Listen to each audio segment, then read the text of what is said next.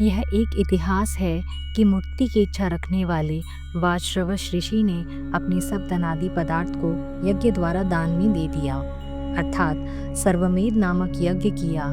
जैसा कि विधान है कि संन्यास धारण करने वाला मनुष्य सर्वमेध नामक यज्ञ को पूर्ण करे, उसी समय यज्ञ में सब पदार्थों को दान में दे दे। उनका नचिकेता नामक एक पुत्र था। उस समय कुमार दशा में जब यज्ञ की दक्षिणा में गौओं का विभाग होने लगा, तब उस नचिकेता के अंदर श्रद्धा उत्पन्न हुई।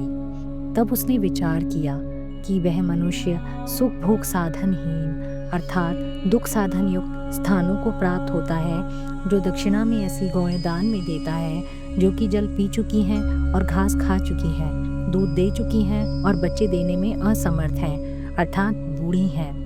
आशय यह है कि वाजश्रवस ने सर्वमेध यज्ञ की दक्षिणा में बूढ़ी गौएं भी दान में दे डालीं। तब नचिकेता ने विचार किया कि ऐसी बूढ़ी गायों के देने से तो उत्तम फल पिता को प्राप्त नहीं होगा। हाँ, बूढ़ी गायों के अलावा अगर वह मुझे दान में दे डालते तो उत्तम होता। ऐसा विचार कर वह पिता से बोले कि हे तात, मुझे किसको दोगे? यह बात उन्होंने दोबारा और फिर तीसरी बार कही। तब पिता ने कहा कि मैं तुम्हें मृत्यु अर्थात यमराज को देता हूँ। बहुत मनुष्यों में मैं प्रथम हूँ अर्थात उत्तम हूँ, और बहुतों में मैं मध्यम हूँ। मुझसे यम का क्या कार्य सिद्ध होगा?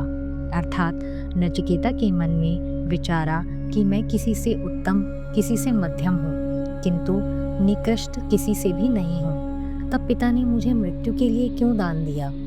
नचिकेता के हृदय में मृत्यु से डर नहीं था, किंतु पिता के वियोग का दुख अवश्य था। पिता के हृदय में इस बात का दुख था कि पुत्र को क्रोध में जो कह दिया उसका पालन अवश्य मुझे करना चाहिए, किंतु वह पुत्र को अपने से वियुक्त नहीं करना चाहती थी। यह देखकर नचिकेता ने कहा, पूर्व पुरुष पितामह आदि ने जैसा धर्म आचरण किया है उसको विचार कीजिए। इसी प्रकार अर्थात वर्तमान धर्मात्मजन अपनी प्रतिज्ञा का पालन करते हैं, और आप भी उसी प्रकार अर्थात आपने मुझे मृत्यु को देने की प्रतिज्ञा की है तो उसे पूर्ण कीजिए।